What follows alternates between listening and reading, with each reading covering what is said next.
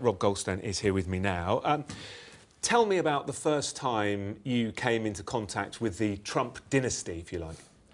Well, the first time, I'm a publicist in the States and have been for a long time. So Donald Trump had walked a couple of our red carpets, but other than nodding at me, I'd never spoken to him. The first time really was when my client, Emin Agalarov, had decided to host the Miss Universe contest in Moscow in 2013. And so Mr. Trump was a co-owner of the pageant, and we got invited to Las Vegas to meet him. And I walked into his hotel, my client and his family were behind, and I heard this bellowing voice say, "The richest man in Russia and his family has come to see me." And it made me laugh because they were the 54th richest according to Forbes, and probably far lower down there. But Trump loved it much for himself, I think, to say, this is the richest family in Russia. And so that was my first introduction. And I ended up having to organize a night out with him and all these crazy things. And from then on, you know, I only ever met Donald Trump 5 times, but they were 5 really important times. So we fast forward and you're sat at your computer and you're writing what has become known as the world's most famous email. Talk me through the process. I wish it was a computer. Maybe I would have paid more attention. I wrote it on a cell phone, actually, in my kitchen. And what I think people forget is that Donald Trump wasn't the president of anything apart from his own fan club.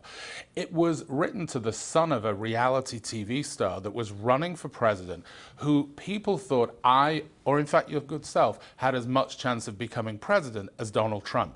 So when my client called me and said, "I need a meeting with the Trumps," for a well-connected attorney who's met with my dad this morning in his office and has some potentially damaging information about funding to the Democrats and Hillary's campaign, I was like, what does that mean? I'm a music manager. I work in showbiz. Like, I don't get this. But he wanted me to get the meeting, and he was like, all you have to do is just get it. You don't have to be involved in it. It doesn't matter. So I thought I needed to put my PR hat on, puff it a bit, and get Don Jr.'s attention. And I always believed that if I got his attention, I could then get him and Emin on the phone, which I did. They would then discuss whatever they had to discuss, which they did. And at the end of it, Emin has since testified, or at least told TV shows, Don Jr. said, if you're asking, I'll do it. So I've always maintained my email didn't get the meeting. My email got his attention and got them on the phone. OK, so the meeting happened in Trump Tower. What were you expecting to happen? Well, I know it's hard for people to understand this. I was expecting nothing because I wasn't supposed to be there. But it was one of these perfect storm things where when I got there just to take them through security, obviously, they were expecting the Trumps, this is, I suppose, what was in my email or whatever Emin had told them, which was some kind of, I hate using the word dirt because it gets bandied around and means different things, but some kind of dirt, some smoking gun of something, some illegal contribution to the Democratic candidate's campaign. I didn't care what was being said because as far as I was concerned, I was meeting these people, taking them to security and saying goodbye. It just so happens they asked me if I would do the introduction to Don Jr. And then the perfect storm completed when he said, why don't you just sit in and it's going to be a short meeting, you can get him out at the end. So by default, I now find myself in one of the most famous meetings of all time. Did the alarm bells not ring? Because you're setting up a meeting between Russians, influential Russians, and someone who wants to be president of the United States. Did you not think, hang on a minute, maybe I should be phoning the FBI or something like that? I get asked that a lot, and also by people investigating this. And what I would say to that is a lot of people go, how could Rob Goldstone, a journalist from Manchester, England, not know this? And I say, how can Paul Manafort, who was the chairman of the Trump campaign, not from Manchester, England, but the chairman of the campaign, who was sitting in that meeting, why didn't he say no? Why didn't he flag it? I had zero idea of this, but actually, because it had come from Emin, who'd never talked politics with me, and implied that this was just a favor his dad was doing for some random attorney that he knew, no alarm bells went off. Russia also wasn't the hot button subject that it is today. And you know, hindsight's an amazing thing. And yes, if I had to do it all over again, I will say if I had to do it all over again with the same information I had, I would do it the same way. But obviously, with hindsight of knowing, yeah. yeah, of course I wouldn't send it. So you're in the meeting, and in the end, there wasn't really any dirt, was there? What there was, I thought, was a perfect example of a bait and switch. The dirt that she was talking about was illegal contributions by people like Bill Browder and the Ziff brothers to the Democrats. But then she wanted to talk about the Magnitsky Act and its actual effects on the adoption of Russian kids. It was a sanction that Russia imposed back on America. So I dismissed this as nothing. I'd never even heard of the Magnitsky Act until I saw Vladimir Putin standing on a stage, I was watching TV, next to Donald Trump in Helsinki, and start talking about the Magnitsky Act and mention Bill Browder by name. And a kind of light went off and I was like, wait, this isn't just important to this attorney. This is obviously important to Vladimir Putin.